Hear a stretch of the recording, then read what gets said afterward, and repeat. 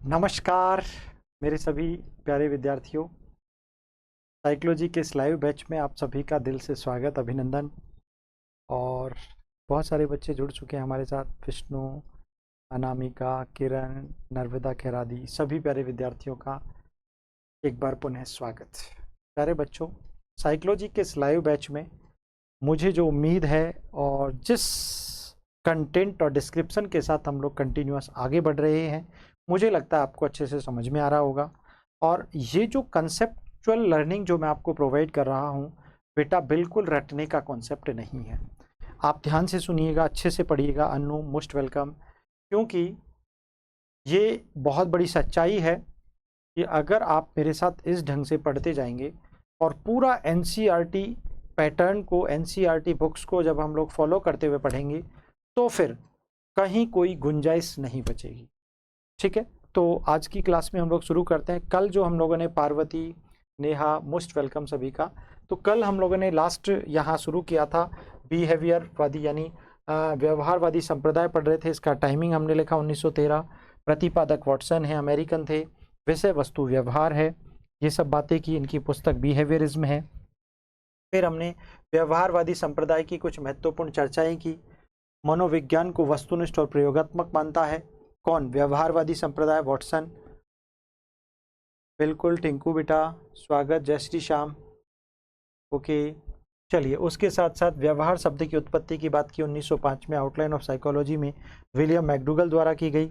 इसी प्रकार व्यवहारवाद से हमने एक बहुत अच्छा मीनिंग लिया था कि जहाँ पर आपको व्यवहारवाद दिख जाए, बिहेवियरिज्म दिख जाए, इट मीन्स उद्दीपक और अनुक्रिया को जन्म देता है।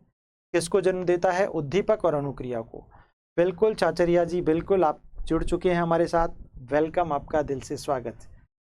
इसी तरीके से आप डेली कंटिन्यूअस हमारे लाइव बैच में। ये तो बस थोड़ा सा 2-3 दिन का मैंने आपको समय के लिए सॉरी कहा था। बाकी तो हमारी जो क्लास का टाइमिंग होगा वो हम लोग शाम को ही रखेंगे। डोंट वरी, आप चिंता मत कीजिएगा। और छुट्टी के दिन हम लोग सुबह ले लेते हैं। ठीक है, चलिए। मिकी, मोस्ट वेलकम बेटा। चलिए, तो हम लोगों ने बात अच्छी की थी। यहाँ पर समझा था कि मैंने आपको एक बात समझाई थी, जहाँ भी आप व्यवहारवाद देखें तो इसका मतलब, इसका संबंध वस्तुनिष्ठता और प्रेक्षण से होता है। यानी ऐसी वह एक्टिविटी, क्रिया जिसे देखा जाना संभव है, जिसका अवलोकन कर सकते हैं, जिसका निरीक्षण और परीक्षण कर सकते हैं, और जिसके बारे में आप तर्क और भविष्यवाणी कर सकते हैं, दैट इज कॉल्ड बिहेवियरिज्म। उसे व्यवहारवाद कहते हैं। व्यवहारवाद उद्दीपक और अनुक्रिया को जन्म देता है। अर्थात जहां कहीं भी आपको उद्दीपक और अनुक्रिया लिखा दिख जाए, मतलब समझ जाओ व्यवहारवादियों की चर्चा हो रही है। किसकी चर्चा हो रही है बेटा? व्यवहारवादियों की चर्चा हो रही है। यह आपको ध्यान रखना चाहिए। वॉटसन व्यवहारवाद के जनक हैं, जो अंतर्निरीक्षण विधि को अस्वीकार करते हैं। क्योंकि अंतर्निरीक्षण विधि किसकी विधि है? विलियम वुंट और टिचनर की है, जिसमें मूल्यांकन करता और परीक्षण करता बालक या व्यक्ति स्वयं होता है। तो ये अवैज्ञानिक है, क्योंकि इसके रिजल्ट्स अच्छे नहीं होते। और किसको स्वीकार करता है? वॉटसन 4 प्रकार की विधियों को स्वीकार करता है। और विरोध किसका कर रहा है? अंतर्निरीक्षण का, इंट्रोस्पेक्शन का। ठीक है, तो कल वाले मैटर को हम 5 मिनट में एक बार समराइज कर लेते हैं। प्रेक्षण, निरीक्षण, वस्तुनिष्ठ और अवलोकन विधि। ठीक है। दूसरी विधि अनुबंधन विधि, जिसमें मैंने इनकी पत्नी रेनर के साथ छोटे बच्चे 11 महीने के अल्बर्ट का एग्जाम्पल समझाया था। परीक्षण में हम लोगों ने अल्बर्ट का भी पढ़ा, और परीक्षण इन्होंने आगे चलकर यहाँ पर कई तरीकों से किया है, जहां पर ये परीक्षण को आधार मानते हुए बालक के व्यवहार के संदर्भ में भविष्यवाणी और सुधारात्मक प्रक्रिया को प्रतिपादित करते हैं। बहुत सारी व्याख्या इन्होंने की है। शाब्दिक रिपोर्ट इस प्रकार ये 4 विधियों को एक्सेप्ट करते हैं, स्वीकार करते हैं। उसके बाद फिर हमने गेस्टाल्ट संप्रदाय पढ़ा था। गेस्टाल्ट वर्ड जर्मन भाषा का शब्द है। गेस्टाल्ट संप्रदाय का समय 1912 है। गेस्टाल्ट शब्द भी 1912 में उत्पादित हुआ। किसके द्वारा? मैक्स वर्दीमर के द्वारा। इस शब्द का अर्थ पूर्णाकार या समग्राकार होता है, यानी होल, सब कुछ, जिसमें सब कुछ इंक्लूडेड हो। क्लियर? इसी प्रकार फिर हम लोगों ने बात की थी कि संप्रदाय का उदय यहाँ पर चूंकि फर्स्ट वर्ल्ड वॉर शुरू हो गया था 1914 में, उसके बाद 1920 में जर्मनी में गेस्टाल्ट संप्रदाय, गेस्टाल्टिज्म का ओरिजिन हुआ, उदय हुआ, जिसमें 3 लोग फेमस थे, मैक्स वर्दीमर, कोहलर, कॉफका। एक इनके सहयोगी थे कुर्ट लेविन। इनको भी गेस्टाल्टवादियों में हम लोग काउंट करते हैं। ठीक है, आगे बढ़ो बेटा। नेक्स्ट, गेस्टाल्ट संप्रदाय की विषय वस्तु मानसिक क्रियाओं या प्रक्रियाओं का संगठन है। That's very very very most important question of gestaltism या ऑफ गेस्टाल्ट कम्युनिटी या स्कूल ऑफ साइकोलॉजी।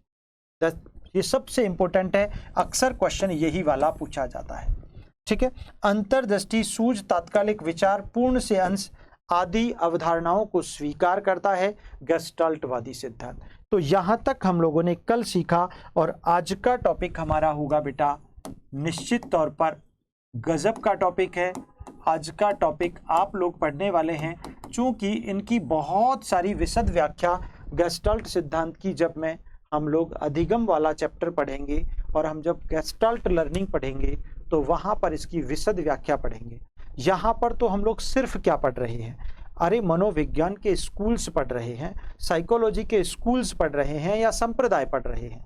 इसीलिए इनमें यहाँ पर बहुत ज़्यादा डेप्थ में नहीं ले जाकर मैं 3-4 चीज़ फोकस करवा रहा हूँ बेटा, जहाँ से प्रश्न बनते हैं, जहाँ से आपकी नॉलेज की शुरुआत होती है। अगर कोई आपसे साइकोलॉजी के बारे में पूछता है तो आपको पता होना चाहिए कि साइकोलॉजी के कितने स्कूल्स हैं जो एजुकेशन के क्षेत्र में काम कर रहे हैं, शिक्षा के क्षेत्र में अनुप्रयोग किए जा रहे हैं, उनको आपको पता होना चाहिए, क्योंकि आपके सिलेबस में ऐसे क्वेश्चंस पूछे जा सकते हैं। उसके बाद इसके अतिरिक्त आपको ये पता होना चाहिए शिक्षा मनोविज्ञान की उत्पत्ति कैसे हुई, उसका अतीत और इतिहास क्या है, इसकी विकास यात्रा कैसे पूरी हुई, इसकी कुल शाखाएं कितनी हैं, इसकी अर्थ और परिभाषाएं कितनी हैं, इसकी प्रकृति के बारे में भी हम लोग पढ़ेंगे। इस टॉपिक के बाद संप्रदाय के बाद इसकी प्रकृति पढ़ लेंगे, और थोड़ा सा शिक्षा के साथ इसका रिलेशन पढ़ लेंगे। तो ये वाला चैप्टर, ये वाली यूनिट कंप्लीट हो जाएगी। फिर हम शिक्षा मनोविज्ञान वाली यूनिट उठाएंगे। बड़ी मज़ेदार यूनिट है, एक सिंगल क्वेश्चन बाहर नहीं जाने दिया जाएगा, ये आपसे मेरा पूरा प्रयास होगा।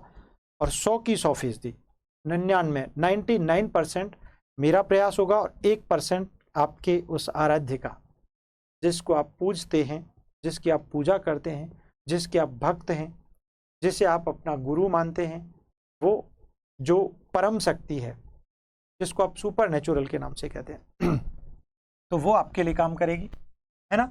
नहीं तो फिर पूरा ही 100% अपना हो जाएगा तो उसका तो रोल ही खत्म हो जाएगा। तो आज का टॉपिक है हमारा, क्या है बेटा, टॉपिक है आपका दैट इज मनोविश्लेषणवादी संप्रदाय। मनोविश्लेषणवादी, क्योंकि कितने संप्रदाय, 4 हो गए थे, 6 हमको पढ़ने हैं। मनोविश्लेषणवादी संप्रदाय या स्कूल, ये तो आप जानते ही हैं, खूब पढ़ा है। साइको एनालिटिक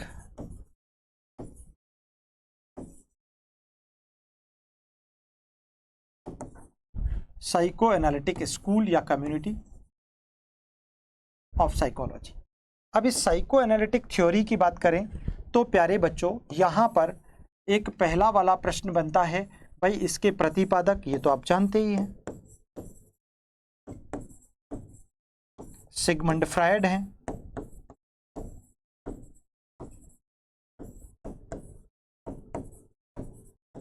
सिगमंड फ्रायड हैं। सिगमंड फ्रायड की अगर अपन बात कर लें तो 1856 से लेकर 1939 वियना ऑस्ट्रिया की राजधानी है। यह आपको मैंने पहले भी बताया था, ठीक है। और मूलतः सिगमंड फ्रायड की अगर बात करें अपन, तो सिगमंड फ्रायड एक शरीर विज्ञानी,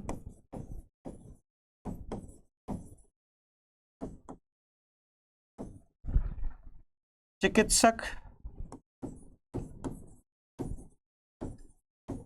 यानी एक डॉक्टर, एक मनोचिकित्सक यानी एक साइकेटिस्ट आदि के रूप में जाने जाते हैं।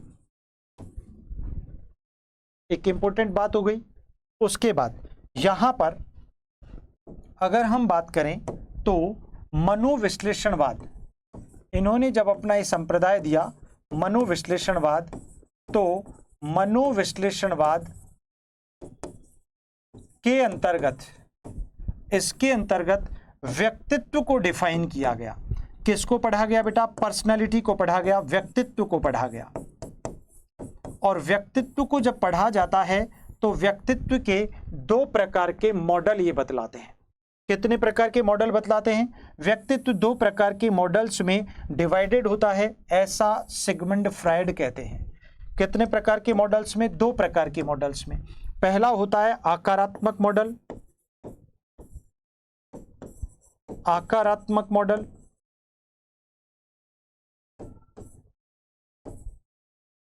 और दूसरा होता है गत्यात्मक या संरचनात्मक मॉडल, डायनामिक, गत्यात्मक या संरचनात्मक मॉडल।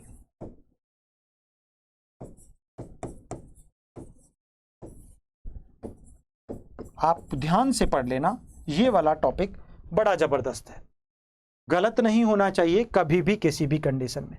इट मीन्स जैसे ही मनोविश्लेषणवाद आप पढ़ते हैं, साइको एनालिज्म पढ़ते हैं, तो यहां पर व्यक्तित्व को दो प्रकार से डिफाइन करते हैं। कितने प्रकार से? दो प्रकार से।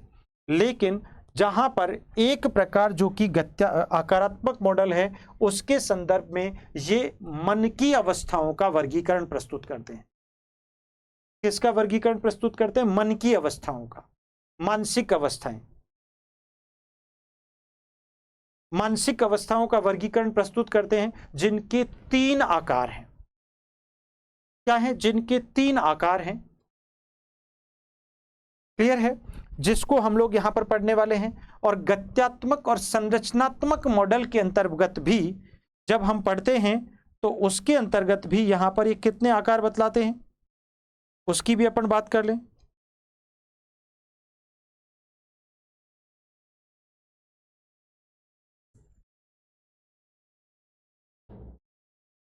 चलिए देखिएगा, तो यहां पर जब हम आकारात्मक मॉडल की बात करते हैं तो यहां ये कहते हैं कि भाई तीन प्रकार के आकार संबंधी यहां पर मन की अवस्थाओं, मानसिक अवस्थाओं का इन्होंने वर्गीकरण प्रस्तुत किया, जिसे हम लोग पढ़ने वाले हैं चेतन, अर्धचेतन, अचेतन के रूप में।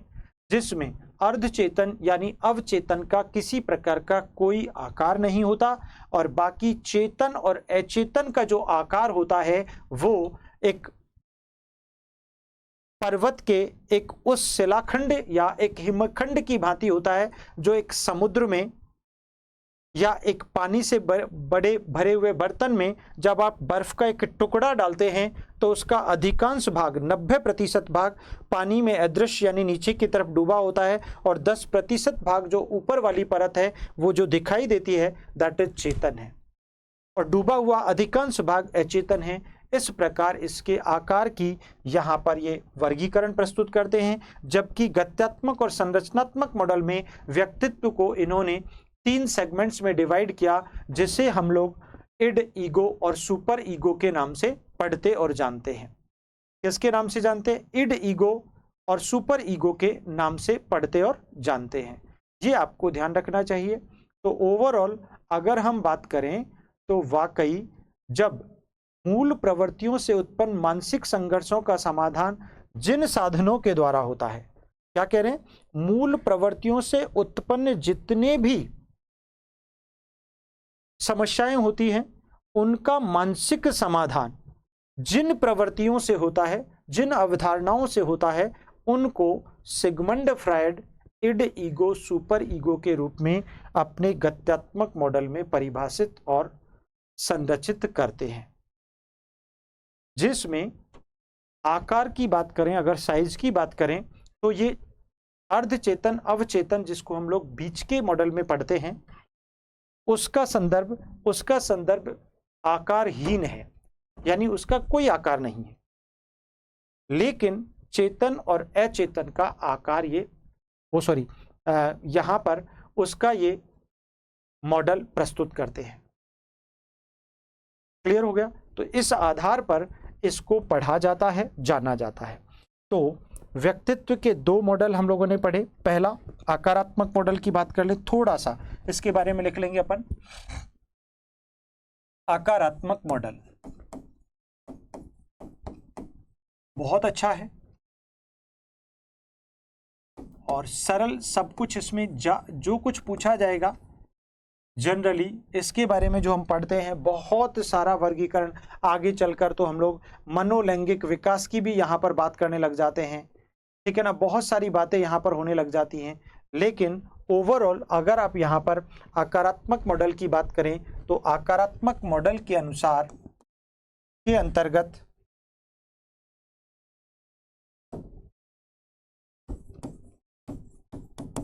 व्यक्तित्व को मानसिक अवस्थाओं के आधार पर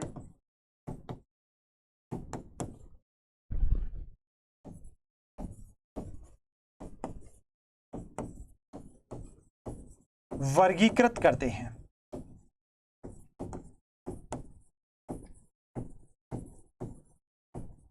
पहली बात, यानी अपने आकारात्मक मॉडल में ये क्या कर रहे हैं, निश्चित तौर पर व्यक्तित्व को किसके आधार पर प्रस्तुत कर रहे हैं बेटा, सीधे सीधे से मन की अवस्थाओं के आधार पर। क्लियर हो गया?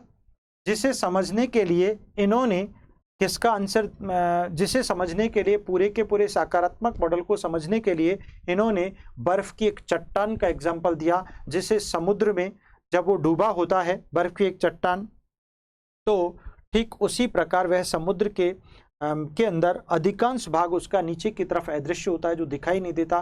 दैट इज कॉल्ड अचेतन, उसे ये अनकॉन्शियस कहते हैं। तो ओवरऑल इसका जो आकारात्मक मॉडल को समझने का जो आधार इन्होंने बताया, समझने व आकारित करने, समझने व आकारित करने का आधार क्या है बेटा, सीधा सीधा सा हिमखंड है ना, बर्फ का एक टुकड़ा है या बर्फ की एक चट्टान है। चट्टान है तो समुद्र में डुबोना पड़ेगा, और टुकड़ा है तो पानी से भरे हुए एक पात्र में डुबो कर देख लीजिए। आप खुद भी प्रैक्टिकल करके देख सकते हैं, देयर इज नो इशू। ठीक है, तो इस आधार पर समझने का आधार हमने बर्फ का एक टुकड़ा मान लिया या बर्फ का एक चट्टान मान ली। ठीक है, अब इस आधार पर इन्होंने तीन प्रकार की अवस्थाएं, आकार बतलाए, जिसमें चेतन का जो आकार इन्होंने बताया वो 1/10 भाग, यानी इसको हम लोग 10% कह सकते हैं। जो ऊपर की परत है जो दिखाई देता है, दैट इज चेतन। इसके बारे में हम बहुत सारा पढ़ भी चुके हैं ऑलरेडी। ठीक है, दूसरा जो है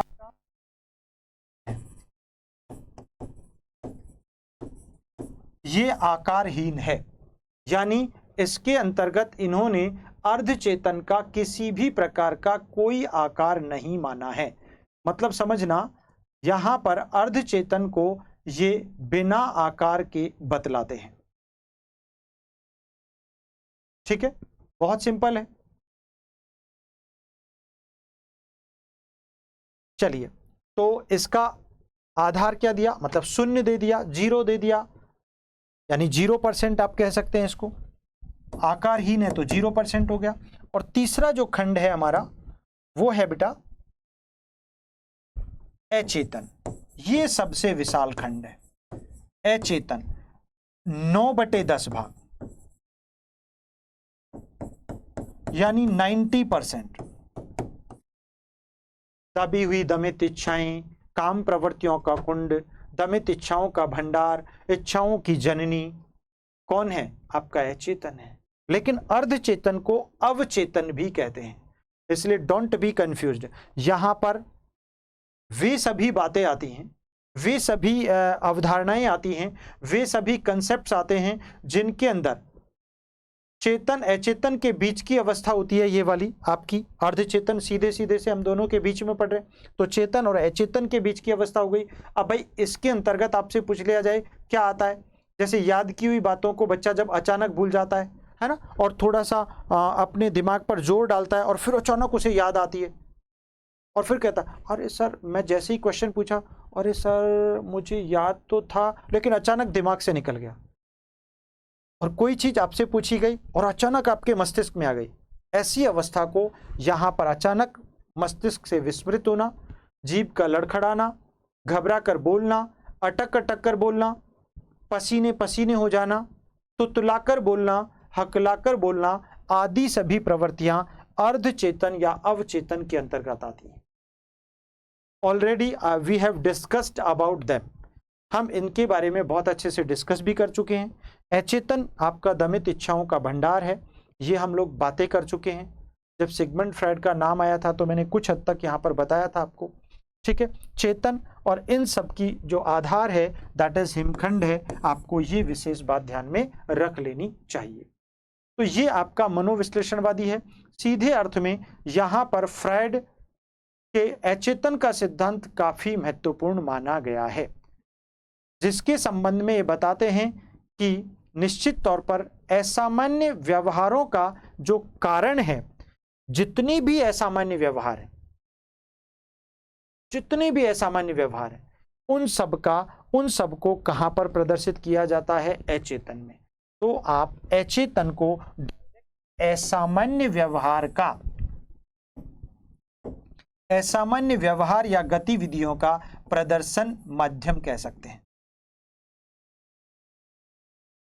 ठीक है ना। जितने सारे असामान्य व्यवहार हैं जो सामान्य से भिन्न है, असामान्य व्यवहार प्रदर्शन कहां पर होता है? आपसे डायरेक्ट प्रश्न बना सकता है, वो है आपका अचेतन। अच्छा, दूसरी बात, अचेतन के जनक भी फ्रायड हैं, मतलब अचेतन को ये सर्वोपरि मानते हैं। अपने मनोविश्लेषणवादी संप्रदाय के अंतर्गत इनकी मूल विषय वस्तु अचेतन ही है। क्या है बेटा? अचेतन ही है। और इस अचेतन के आधार पर ये बतलाना चाहते हैं कि अचेतन के बारे में इन्होंने जो भी अनेक प्रकार की विधियों की बात की। अच्छा, अब देखो मैं आपको एक बहुत अच्छा छोटा सा किस्सा सुनाता हूं सिगमंड फ्रायड का। एक्चुअली सिगमंड फ्रायड जो थे वो वियना के रहने वाले, और जब इनकी पढ़ाई लिखाई समाप्त हुई तो इन्होंने जिस विश्वविद्यालय में ये प्रोफेसर चुने गए, वहां पर इनके मस्तिष्क में हमेशा एक ख्याल रहता कि यार आखिर ऐसा क्या कारण है कि मानव पागलपन या अपने व्यक्तित्व को भूलकर वो ऐसी एक्टिविटीज क्यों करता है। तो फिर इन्होंने ठान लिया कि मुझे बहुत अच्छे से उन मनोरोगियों का अध्ययन करना है जिसके कारण उनका शारीरिक व्यवहार और उनका मानसिक व्यवहार जो है वो बदल जाता है। ऐसा क्या रीजन है? तो उस रीजन के लिए इन्होंने क्या किया, उस मनोरोगी संबंधी उस व्यक्तित्व को पहचानने के लिए, जानने के लिए इन दो प्रकार के मॉडल्स का इस्तेमाल किया, जिसमें पहला मॉडल आपका आकारात्मक मॉडल था, दूसरा गत्यात्मक मॉडल था।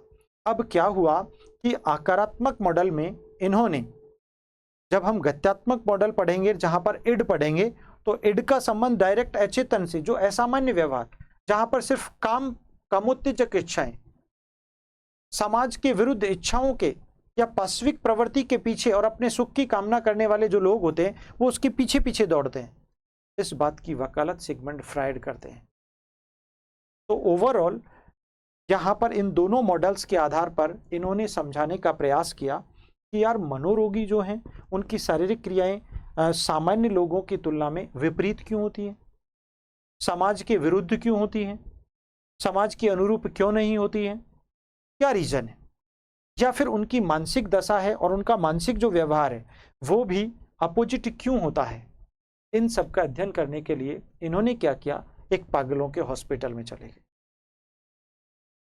है ना, और वहां पर उन मनोरोगियों का उपचार करना इन्होंने शुरू कर दिया। लेकिन उपचार करना संभव नहीं था, तो इन्होंने अपने इस मनोविश्लेषणवाद संबंधी अचेतन की सिद्धांत को वर्णित और व्याख्यायित करने के लिए, याद रखना है, गड़बड़ मत कर देना, अपने अचेतन के इस सिद्धांत को वर्णित और व्याख्यायित करने के लिए, डिस्क्रिप्ट करने के लिए, लोगों को समझाने के लिए उन मनोरोगियों के अचेतन को टटोलना, उनको स्टडी करना शुरू कर दिया। और टटोलने और स्टडी करने के लिए इन्होंने 3 प्रकार की विधियों को अपनाया, जो मैं आपको शायद पहले भी बता चुका हूं। 3 प्रकार की विधियों में इन्होंने सबसे पहली विधि कि यार अगर मुझे मनोरोगियों का उपचार करना है, मनोरोगियों का अध्ययन करना है, मनोरोगियों के जैसे अगर मुझे इन्हें सही दिशा की ओर प्रवृत्त करना है तो फिर मुझे खुद को पागल बनना पड़ेगा। और वाकई दुनिया का सच है, अगर आप किसी को प्रेम करना चाहते हैं, अगर आप किसी से दिल लगाना चाहते हैं, अगर आप किसी के साथ बहुत अच्छे से अपने भावों को प्रस्तुत करना चाहते हैं, तो फिर आपको उसके जैसा बनना पड़ेगा। सामने वाले व्यक्ति के जैसा आप बन जाओगे ना, जब तक आपके विचार एक दूसरे के विरुद्ध रहेंगे, अपोजिट रहेंगे, तो आपकी दोस्ती नहीं हो सकती सामने वाले व्यक्ति से। लेकिन जिस दिन आपके विचार एक दूसरे से सहमत हो गए और सामने वाले व्यक्ति को आपने ये फील करा दिया कि यार ये भी मेरे जैसा पागल है, तो सिगमंड फ्रायड ने वहां उन लोगों के साथ रहना शुरू कर दिया, उनके बैरिकेड्स में और उनके जो भी जहां पर उनका निवास स्थान था, उनके साथ रहना, सोना, खाना, पीना शुरू कर दिया। तो उन लोगों ने सोचा, पागलों ने सोचा, ये तो हमारे जैसा पागल ही तो है, ये तो हमारे जैसा ही पागल है। तो फिर इस आधार पर उन्होंने 3 प्रकार की विधियों के आधार पर उन मनोरोगियों के उपचार की चिकित्सा को अपनाया, जिसमें पहली विधि इन्होंने सम्मोहन विधि अपनाई, हिप्नोटिज्म मेथड। कौन सी विधि बेटा? सम्मोहन विधि। तो मैं यहां पर लिख देता हूं, सम्मोहन यानी मनोरोगियों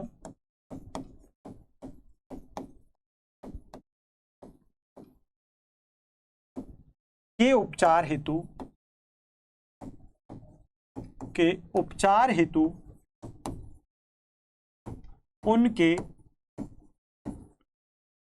उनके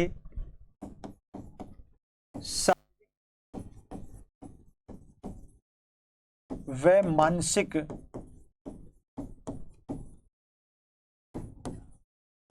क्रियाओं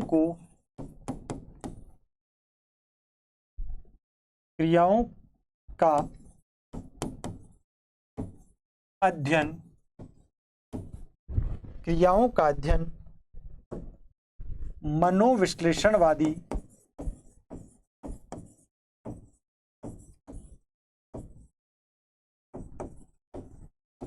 मनोविश्लेषणवादी अचेतन सिद्धांत के आधार पर,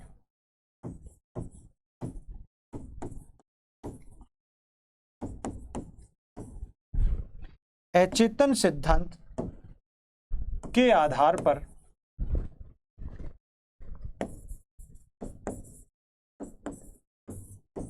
किया। ओवरऑल मनोरोगियों के उपचार हेतु उनके शारीरिक और मानसिक क्रियाओं का अध्ययन मनोविश्लेषणवादी अचेतन सिद्धांत के आधार पर प्रस्तुत किया। और इस अचेतन सिद्धांत को समझने के लिए इन्होंने 3 प्रकार की विधियां काम में ली। कितने प्रकार की बेटा? अचेतन सिद्धांत को समझने के लिए इन्होंने 3 प्रकार की विधियां काम में ली, जिसमें पहली विधि है सम्मोहन विधि यानी हिप्नोटिज्म मेथड। सम्मोहन विधि पहली कौन सी विधि हो गई? निश्चित रूप से आपकी सम्मोहन विधि हो गई। दूसरी इन्होंने जो विधि यूज की, मुक्त साहचर्य विधि। और तीसरी स्वप्न विश्लेषण विधि। ठीक है ना? मुक्त साहचर्य,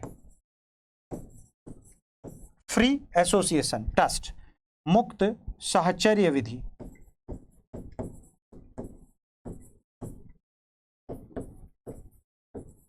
क्लियर? और आपकी तीसरी है बेटा, वो है स्वप्न विश्लेषण यानी ड्रीम एनालिसिस। अब मेरी बात अच्छे से समझिएगा,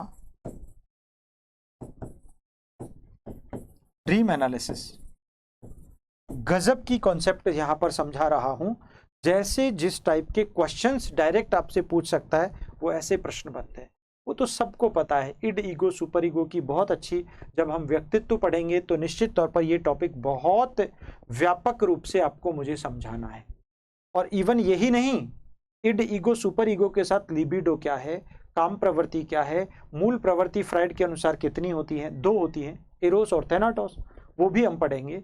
और हम लोग स्वयं और नार्सिसिज्म भी पढ़ेंगे, इलेक्ट्रा एंड ओडिपस भी पढ़ेंगे, तो वो सारी। लेकिन चूंकि मैं यहाँ पर आपको मनोविज्ञान का मनोविश्लेषणवादी संप्रदाय पढ़ा रहा हूँ, जिसके अंतर्गत बहुत महत्वपूर्ण, बेहद महत्वपूर्ण क्वेश्चंस डिस्कस कर रहा हूँ, जहां से डायरेक्ट प्रश्न बन सकता है according to your NCERT guideline. Okay बेटा, चलिए। तो सम्मोहन विधि में सामने वाले व्यक्ति को मोह लेना, आकर्षित कर लेना, अट्रैक्ट कर लेना, उसके जैसा बन जाना, उसके जैसा हो जाना, सम्मोहन विधि है। तो ये विधि काम में ली। मुक्त साहचर्य, पागलों को जो कुछ बोल रहे हैं, जो कुछ कर रहे हैं, करने दो, मुक्त रूप से, मुक्त रूप से फ्री होकर उन्हें करने दो, ताकि उनके व्यवहार को सही से आप स्टडी कर सको, उनकी शारीरिक क्रियाओं के आधार पर, उनकी मानसिक क्रियाओं के आधार पर, उनके मौखिक अभिव्यक्ति के आधार पर, उनकी बौद्धिक अभिव्यक्ति के आधार पर। और स्वप्न विश्लेषण, सोते समय पागल लोग क्या बड़बड़ाते हैं, किसको गाली देते हैं, क्या क्या करते हैं, क्या उनकी कैसी शारीरिक क्रियाएं होती हैं, उसके आधार पर मानसिक अवस्था कैसी होती है। तो इन सभी विधियों के आधार पर इन्होंने मनोरोगियों के निदान और उपचार का माध्यम, निदान और उपचार के संदर्भ में व्यक्तित्व के आकारात्मक मॉडल के सबसे बड़े खंड, अचेतन खंड, 90% अचेतन खंड या सिद्धांत को इस आधार पर व्याख्यायित किया, वर्णित किया सिगमंड फ्राइड ने। और यहां पर आपका पूरा हो जाता है मनोविश्लेषणवादी संप्रदाय, जिसके बेसिक महत्वपूर्ण यहां पर पूछे जाते हैं। लेकिन इसके साथ दूसरे मॉडल की भी हम हल्की सी चर्चा यहां पर कर लेते हैं। और दूसरा मॉडल है हमारा गत्यात्मक या संरचनात्मक मॉडल, यानी डायनामिक।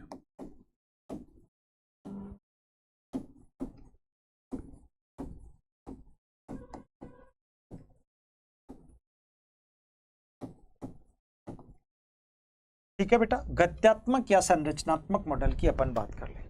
तो गत्यात्मक और संरचनात्मक मॉडल के अंतर्गत इन्होंने, देखिएगा प्रश्न बहुत गजब का बनेगा। सबसे पहला, सर चेतन, अचेतन एंड अवचेतन थोड़ा बता दीजिए प्लीज। अर्चना कुमारी, ओके बेटा।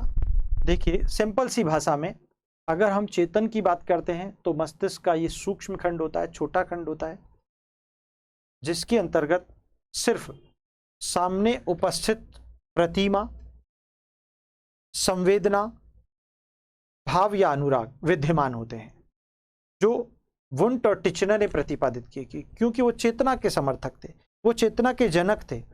सिगमंड फ्राइड चेतन के जनक बिल्कुल भी नहीं है। उसे तो ये मस्तिष्क का, मन की अवस्थाओं का, मानसिक अवस्थाओं का छोटा खंड मात्र बतलाते हैं। अचेतन विशाल और व्यापक खंड है। जिस प्रकार अभी आप मुझे सुन रहे हैं और इसके जस्ट बाद आप कोई दूसरी क्लास सुनते हैं, तो उस वक्त आपके चेतन में साइकोलॉजी नहीं रहेगी, क्योंकि आप दूसरी क्लास को सुन रहे हैं और देख रहे हैं, तो आपके चेतन में दूसरी वही क्लास होगी जिसे आप देख और सुन रहे हैं। वो चेतन है, तो चेतन तो थोड़ी देर का है। अभी आप मुझसे सुन रहे हो तो चेतन में सुन रहे हो। जैसे आपने मुझे सुनना बंद किया और किसी दूसरे व्यक्ति का कॉन्सेप्ट देख रहे हो, सुन रहे हो, तो आपके चेतन में वो आ जाएगा। तो ये पहले वाला जो मेरा वाला कॉन्सेप्ट था वो कहाँ चला जाएगा? अचेतन में चला जाएगा। और फिर उसके ऊपर बहुत सारी चीज़ें आती जाती हैं, फिर कोई नया कॉन्सेप्ट आया, फिर नया आया, फिर नया आया, फिर नया आया। तो मेरा वाला जो मैंने आज की साइकोलॉजी पढ़ाई और आप 3 दिन इसे नहीं देखते हैं, तो 3 दिन की सारी एक्टिविटीज़ उसके ऊपर चली जाएंगी, तो ये सबसे नीचे दब जाएगा। इसलिए दमित इच्छाएं यहाँ पर दब जाता है। और फिर दमित इच्छाएं, जब कभी एग्जाम में क्वेश्चन, या मैं पूछता हूँ क्वेश्चन यूट्यूब पर 9 बजे की क्लास में कि बेटा मैंने एक टॉपिक पढ़ाया था आपको, अचेतन क्या होता है, तो आपके दिमाग में अरे यार हाँ, अब वहां पर उस दबी हुई चीजों में से आप उस अचेतन को चेतन में ला रहे हैं और चेतन में ला करके फिर उस प्रश्न का उत्तर देने की कोशिश कर रहे हैं। तो ऐसी स्थिति में बीच में अर्धचेतन भी तो है, जो दोनों के बीच का है। कभी कभी आप अटक जाते हैं, आप घबरा जाते हैं, आप हड़बड़ा जाते हैं, आपकी सभी शाब्दिक अभिव्यक्ति हकलाने लग जाती है, अरे सर याद तो था, दिमाग से मिस हो गया। अरे सर 3 दिन हो गए मैं इस काम में फंस गया था, फंस गई थी, मुझे याद ही नहीं रहा। अचानक मस्तिष्क में वो चीज आती है, और जो चीज याद थी अचानक, अरे सर बस अभी मैंने कुछ देर पहले ये सुना था, ओ सर दिमाग से ही निकल गया। आप दिमाग पर जोर लगाते हैं, जोर लगाते हैं, तो जोर लगाकर वापस चेतन में लाते हैं, तो वो अर्धचेतन है। क्या है बेटा? अर्धचेतन। तो आज तक जितनी सारी आपने अपने जीवन जिया है ना, वो सारी की सारी बातें, वो हसीन पल, वो कल्पना, वो ज्ञान, वो अज्ञान, वो संवेगात्मक अभिव्यक्तियां, वो सब कुछ अचेतन में पड़े हुए हैं। जब जरूरत पड़ती है आपको तो वहां से उठाते हैं, और यार मैंने आपको कहीं देखा है। कहाँ देखा है? अचेतन में दबा पड़ा है ना उसका चेहरा, देखा था आपने 2 साल पहले। अगर उस चेहरे को आप बार बार देखे होते तो फिर आपको प्रयास नहीं करना पड़ता, बिना प्रयास के अचेतन से उठकर वो सीधा चेतन के पास आ जाता। ठीक वैसे ही जो प्रिय विद्यार्थी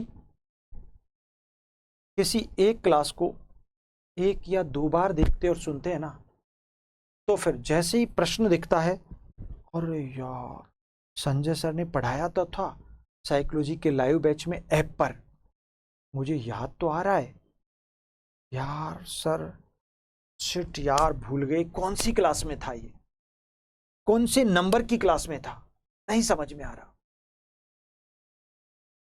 बस याद कर रहे हैं, जोर दे रहे हैं मस्तिष्क पे, नहीं समझ में आ रहा। लेकिन अगर उसी क्लास को आपने 5 या 6 बार सुना होता, 10 बार सुना होता, तो चाहे वो उसके ऊपर कितनी भी परतें बन जाए, वो कितना भी नीचे दब गया हो, चाहे आपने 2 महीने तक उस चैप्टर को नहीं पढ़ा हो, लेकिन क्वेश्चन आते ही, चूंकि 10 बार देखा है ना, तो क्वेश्चन आते ही आपको प्रयास ही नहीं करना पड़ा, जोर ही नहीं उठाना पड़ा, आपके अचेतन से वो उठकर वो स्मृति सीधी चेतन के पास आई और आपने तुरंत आंसर दे दिया, सर यही उत्तर है, that's final, we are final. इसीलिए मैं हमेशा कहता हूं लाइव क्लास का एक अलग मजा है, इस ऑनलाइन क्लास का एक अलग ही रुतबा है। क्यों? आपको इस क्लास को सुनने का बार बार मौका मिल रहा है। अरे मारो गोली नोट्स को, तो नोट्स तो मैं पूरे ये जो लिख रहा हूं ना, वो सारे आपको दे रहा हूं। अरे मेरे हैंड रिटन नोट्स अभी टाइपिस्ट के पास है, वो मैं उसको आज भी फोन किया था, वो थोड़ा सा कहीं व्यस्त है, उसके बच्चे बीमार हो रहे हैं इस कारण, अदरवाइज तो वो मुझे लगता है वो जल्दी दे देता, तो मैं वो भी डाल दूंगा, कोई आवश्यकता नहीं। लेकिन पढ़ना तो आपको है, वो तो सिर्फ कागज के पन्ने हैं। अरे बेटा आप, मैं डेली लाइफ की लाइव क्लास में जो किस्से, जो कहानी, जो डेली लाइफ के एग्जांपल्स रिलेट कर रहा हूं, वो सुनना जरूरी है। आप उनको 10 बार सुनो ना। तो लाइव क्लास या ऑनलाइन का वास्तव में ये आपके लिए वरदान साबित हुआ है कि आप मुझे लाइव 10 बार देख सकते हो। सर ने वहां पर क्या बोला था, कौन सा एग्जाम्पल पुट किया था, अरे यार हाँ, एक दिन सर बता रहे थे कि वो एक ट्रेन है जो अचेतन से चालू होती है और चेतन के पास उसे आना है, ये स्टेशन दूसरा है, लेकिन बीच में एक स्टेशन है अर्धचेतन। ट्रेन यहां से शुरू हुई, अचेतन से शुरू हुई, यहां पर अर्धचेतन वाला स्टेशन है। ट्रेन रुकती नहीं है यहां पर, सिर्फ झटका देती है। जिस यात्री को उतरना और चढ़ना है, उस झटके में हल्की धीमी गति में उतर और चढ़ सकता है, और उसको सीधे यहां जाना है चेतन के पास। यानी आपका कोई प्रश्न था, आपने 10 बार उस क्लास को सुना हुआ था, वो अचेतन के पास पड़ा हुआ था, आपको लाना चेतन में, एग्जाम में आ गया, लेकिन बीच में स्टेशन है, तो यार ये होगा नहीं होगा, होगा नहीं होगा। और भैया आपने 10 बार इस स्टेशन की यात्रा की है ना, तो फिर अर्धचेतन आपका कुछ नहीं करेगा, सीधा इसके ऊपर से होकर चेतन के पास आ जाएगा, और आप तुरंत कह दोगे अरे यही आंसर है, सर ने 11वीं नंबर की क्लास में पढ़ाया था हमको, सिगमंड फ्रायड का आकारात्मक मॉडल, जो मानसिक अवस्थाओं को बर्फ की एक चट्टान के आधार पर आकारित करता है, उसकी साइज और उसकी शेप को डिफाइन करता है, जिसमें 10% चेतन का पार्ट है और 90% अचेतन का पार्ट है, और अर्धचेतन का कोई आकार ही नहीं है, 0% है। आपको याद आ गया, तुरंत समझ में आ गई बेटा आप? तो इसको मैंने फिर से डिफाइन कर दिया मेरे बच्चे, आप अच्छे से पढ़ते जाओ। तो यहां पर इसकी और भी विशद व्याख्या आपको मिलेगी जब पर्सनैलिटी पढ़ाऊंगा। क्यों चिंता करते हो, मस्त रहो आप, तो बस खुश रहो हमेशा, ठीक है बेटा। चलिए अब देखो,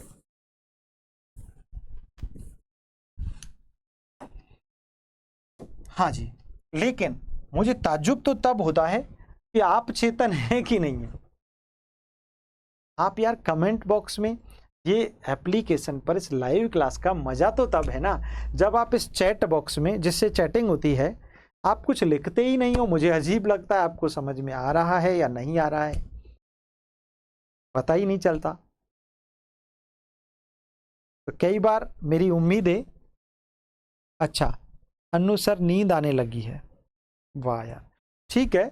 अपन ये 2-3 दिन थोड़ा सा मैं कहीं पर अस्त व्यस्त था, तो ये टाइम हमने रख लिया। क्या फर्क पड़ता है, सोना तो जिंदगी भर है। नौकरी लगने के बाद एक अलग ही प्रकार की नींद आएगी बेटा, क्यों टेंशन करते हो, अलग नींद आएगी बिना किसी दवाई के। अरे पानी भी नहीं पियोगे ना तब भी मस्त नींद आएगी, लेकिन फिर उस वक्त पानी नहीं, सिर्फ जूस पियोगे, क्योंकि पॉकेट यही कहेगी चलो यार जूस पीते हैं, पी के आते हैं। गर्मियों में क्या गर्मियां कटेंगी, छुट्टियों में कट जाएंगी, है ना। चलिए बेटा, तो गत्यात्मक मॉडल की बात करें तो गत्यात्मक मॉडल में इन्होंने यहां पर व्यक्तित्व को 3 कैटेगरीज में डिवाइड किया। इड, जिसे इदम कहते हैं, दूसरा ईगो, जिसे अहम कहते हैं, और तीसरा परम अहम या सुपर ईगो, जिसे परम अहम कहते हैं। ये इसका कौन सा मॉडल हो गया, गत्यात्मक और संरचनात्मक मॉडल हो गया बेटा, याद रखना है आपको। अच्छा अर्चना जी कह रही हैं सर यही टाइम सही है। हाँ मैं भी यार, मैं सोचता हूँ फ्री हूँ, क्योंकि मैं तो निशाचर आदमी हूँ भाई, मैं तो क्या हूँ, निशाचर आदमी हूँ। मैं तो खुद ही, ये तो अभी क्लास चल रही है, मैं तो पढ़ता रहता हूँ, 12-1-2 बजे तक तो पढ़ लेता हूँ, नई नई चीजें खोजता रहता हूँ आप लोगों के लिए। इतनी सारी साइकोलॉजी का भंडार, धीरे धीरे धीरे काफी कुछ अनुभव हो गया, पता लग जाता है कि कहाँ से पूछेगा इस बार एग्जाम में। टेंशन मत करो, वही टारगेट करेंगे अपन, डोंट वरी। अरे 50 पर भी दूंगा ना, तगड़े वाले होंगे, एनसीईआरटी छाप दूंगा। आप तो खुशी से पढ़ते रहो, बस रेगुलर पढ़ते रहो, और 4-4 5-5 बार सुन लो क्लासेज को।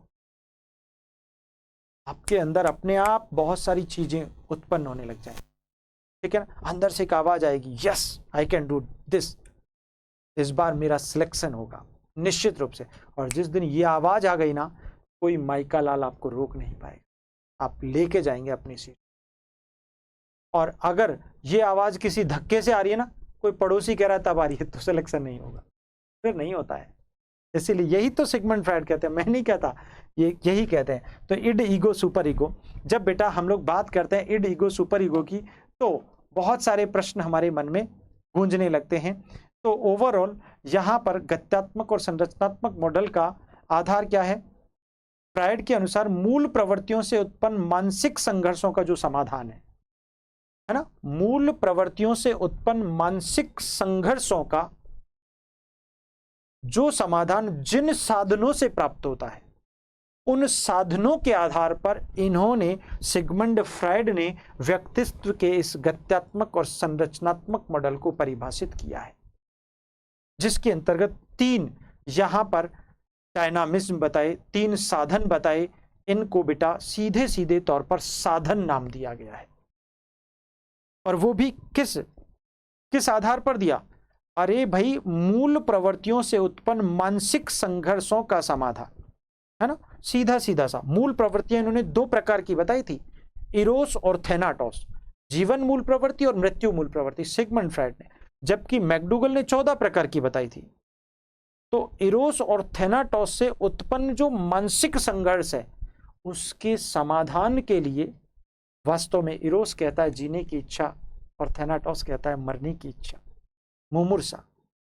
तो इस प्रकार का जो मानसिक संघर्ष उत्पन्न होता है, समस्या उत्पन्न होती है, उसके समाधान से संबंधित जो साधन अपनाए, वे 3 साधन हैं, इड, ईगो और सुपर ईगो।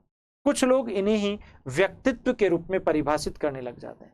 बेसिकली वास्तव में मूल प्रवृत्ति से उत्पन्न मानसिक संघर्ष के समाधान संबंधी ये साधन कहलाते हैं, मीन्स कहलाते हैं, और इन मीन्स को 3 सेगमेंट में डिवाइड किया जाता है, इड, ईगो और सुपर ईगो के संबंध।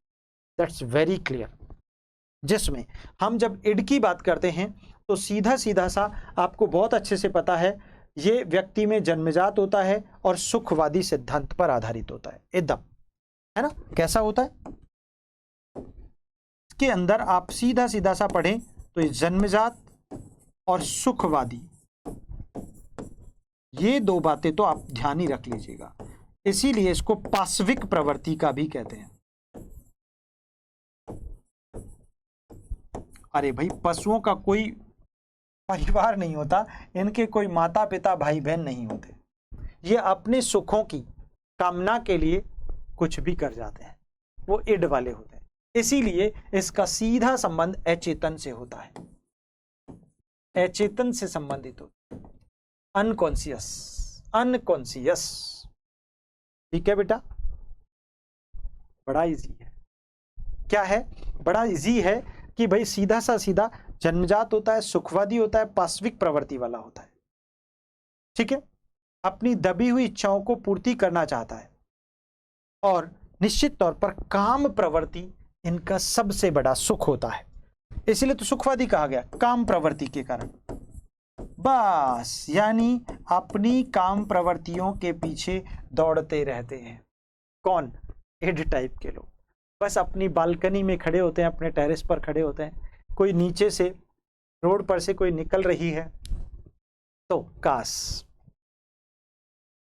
10 मिनट बाद, अब वो चली गई, चेतन में थी उस वक्त दिखाई दे रही थी, तो काश चली गई तो कहां चली गई, अचेतन में। उसके बाद कोई दूसरी आई, दूसरी आया, तो काश ऐसा होता कि हम एक विवाह के संबंधों में बंधे होते, लंदन ब्रिज की सैर कर रहे होते, और एक अपनी एक स्वयं की एक शानदार क्रिकेट टीम बना रहे होते। सपने बुन लिए इतनी सी देर में, चेतन में देखते हुए। फिर लेकिन 10 मिनट बाद, फिर 10 मिनट बाद कोई तीसरा आता है या आती है, फिर वापस वो दूसरी वाली चली जाती है, और फिर एक नए सपने बनने लग जाते। तो ऐसी वे इच्छाएं, फिर जब कभी वो चेहरा वापस आता है, अरे यार इसको तो कहीं देखा है। देखा क्या है, सपने ही बुन लिए थे, बहुत सारी कल्पनाशीलता का निर्माण कर चुके थे आप, तो वो चेहरा याद तो आएगा ना, धुंधला सा तो दिखेगा ना। वही कारण, सेम एज, ये ही बात कहते हैं। तो ये काम प्रवृत्तियों के पीछे दौड़ते रहते हैं, बस अपना काम बनता और भाड़ में जाए जनता। That is id according to Sigmund Freud. समझ में आ गया। स्वार्थी प्रवृत्ति के होते हैं, कामी होते हैं, अनैतिक होते हैं, असामाजिक होते हैं, पशुओं जैसा व्यवहार, दैट इज पाशविक प्रवृत्ति। क्लियर। ईगो बड़ा सिंपल, बहुत आसान। सिगमंड फ्रायड जब ईगो की बात करते हैं तो इसे श्रेष्ठतम प्रकार का व्यक्तित्व कहते हैं। कौन सा व्यक्तित्व कहते हैं? ये बुद्धि, चेतना और तार्किकता, ठीक है ना, बुद्धि, विवेक, तार्किकता पर आधारित होते हैं, इसीलिए इनको वास्तविक श्रेणी का व्यक्तित्व कहते हैं। यानी कि ये बुद्धिमान,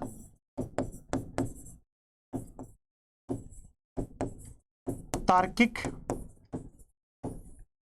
या फिर वास्तविक, सामाजिक अथवा श्रेष्ठ और सर्वोत्तम, क्योंकि ये उचित और अनुचित में संबंध करने में जानते हैं, और इनका संबंध अर्ध चेतन से अधिक होता है। ठीक है, निश्चित तौर पर सीधा संबंध अर्ध चेतन से और है।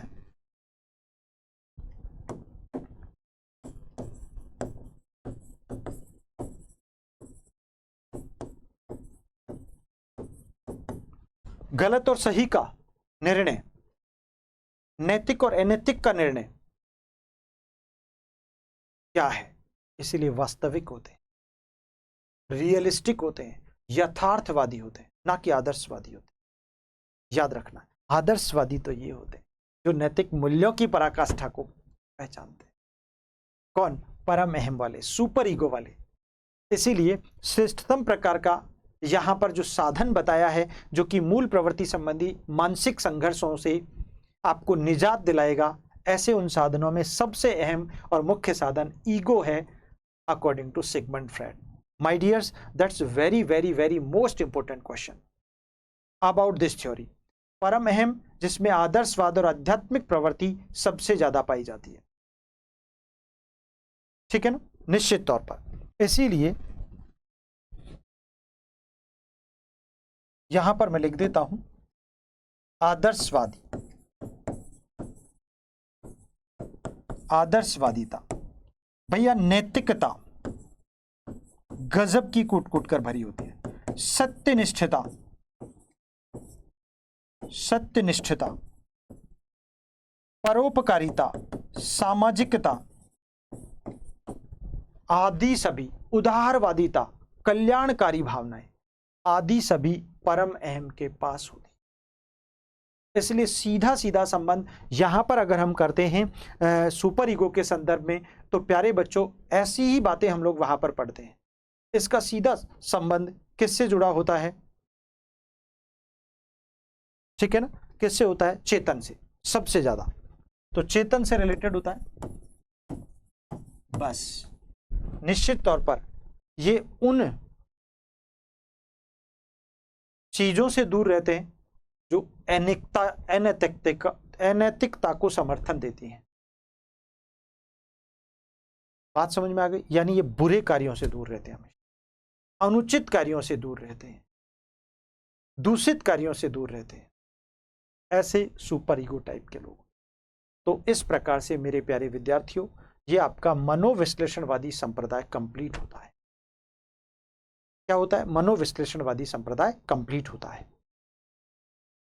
क्लियर हो गया?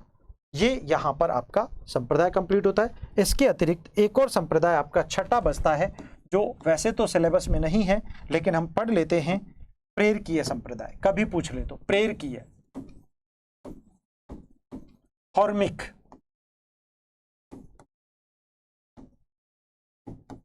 हॉर्मिक स्कूल ऑफ साइकोलॉजी। ठीक है, इसके प्रतिपादक विलियम मैकडूगल है। विलियम मैकडूगल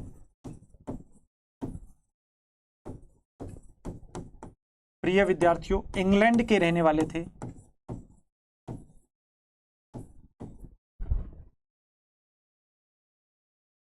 इंग्लैंड के रहने वाले थे। और सबसे बड़ी बात, जब इसमें दूसरा प्रश्न हम लोग अक्सर पढ़ते हैं, दैट इज क्या है आपका, इसकी उत्पत्ति कब हुई? तो इसके टाइमिंग को लेकर जब हम बात करते हैं, तो निश्चित तौर पर एक सेकंड के लिए,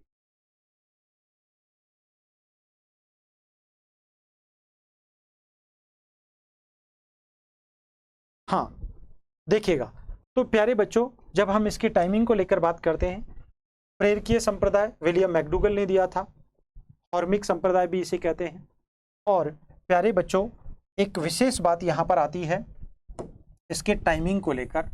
तो टाइमिंग 1908 में लिखित, 1908 में लिखित, इन्होंने 1908 में भी एक पुस्तक लिखी थी, एक 1905 में लिखी थी। सबसे ज्यादा फेमस कौन सी थी? आउटलाइन ऑफ साइकोलॉजी 1905 में, जिसमें इन्होंने पहली बार व्यवहार शब्द का प्रयोग किया था, मैं आपको ऑलरेडी बता चुका हूं। लेकिन दूसरी पुस्तक जो 1908 में लिखी, 1908 में लिखी, an introduction to social psychology, an introduction to social psychology 1908, 1908 में। इसी पुस्तक में इन्होंने हॉर्मिक संप्रदाय की उत्पत्ति और औपचारिक विधिवत शुरुआत इसी पुस्तक के आधार पर, अवधारणाओं के आधार पर की थी। That's very easy.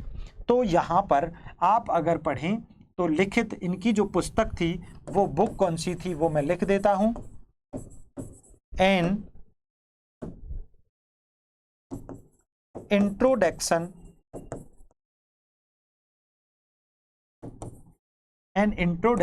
To social psychology.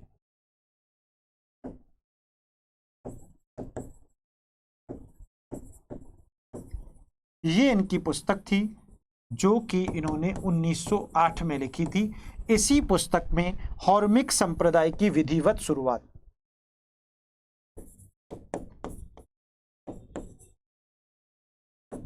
हॉर्मिक संप्रदाय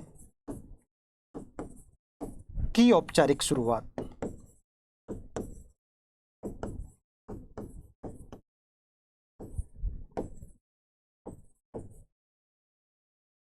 तो ये एक प्रश्न बन सकता है आपके लिए। दैट्स वेरी इजी क्वेश्चन कि भाई हॉर्मिक संप्रदाय या प्रेरकीय संप्रदाय जो कि विलियम मैकडूगल ने दिया था, जो कि इंग्लैंड के रहने वाले थे, उसकी विधिवत शुरुआत, औपचारिक शुरुआत कब हुई? तो इनकी पुस्तक थी an introduction to social psychology, 1908 में लिखी थी। क्लियर हो गया?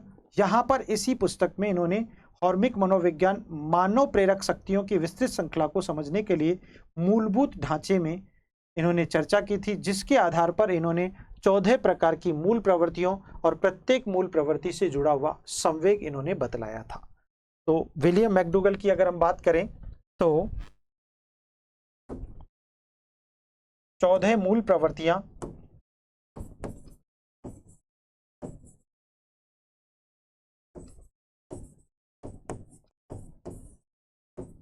प्लस 14 संवेग, प्रत्येक मूल प्रवृत्ति से जुड़ा हुआ एक संवेग होता है, ऐसी बात करते हैं आपके विलियम मैकडूगल। कौन करते हैं? William McDougall. 14 प्रकार की मूल प्रवृत्तियां और 14 प्रकार के संवेगों की भी अपन विस्तृत व्याख्या पढ़ लेंगे, कोई दिक्कत नहीं है। ओवरऑल अगर अपन बात करें तो यहां पर मैकडूगल का तर्क यही था कि जो व्यवहारवाद है वो आमतौर पर लक्ष्य उन्मुखी और उद्देश्यपूर्ण होता है। क्या होता है? आमतौर पर व्यवहारवाद लक्ष्य उन्मुखी, चूंकि उसमें तो उद्दीपक और अनुक्रिया होती है, तो अनुक्रिया बिना उद्दीपक के संभव ही नहीं है, इसलिए उसे लक्ष्य उन्मुखी या उद्देश्यपूर्ण कह सकते हैं। यानी आपको अगर प्रश्न बन जाए कि व्यवहारवाद का संबंध किस प्रकार की क्रिया से है, तो उद्देश्यपूर्ण क्रिया से या फिर लक्ष्य उन्मुखी से। हाँ, इसके विरोध में हॉर्मिक संप्रदाय का उदय होता है विलियम मैकडूगल के द्वारा। किसके? व्यवहारवाद के विरोध में कौन? हॉर्मिक संप्रदाय आता है। ये गजब का प्रश्न बन जाता है। व्यवहारवाद के विरोध में हॉर्मिक संप्रदाय आता है, जो मूल प्रवृत्तियों के आधार पर, किसके आधार पर? मूल प्रवृत्तियों के आधार पर यहां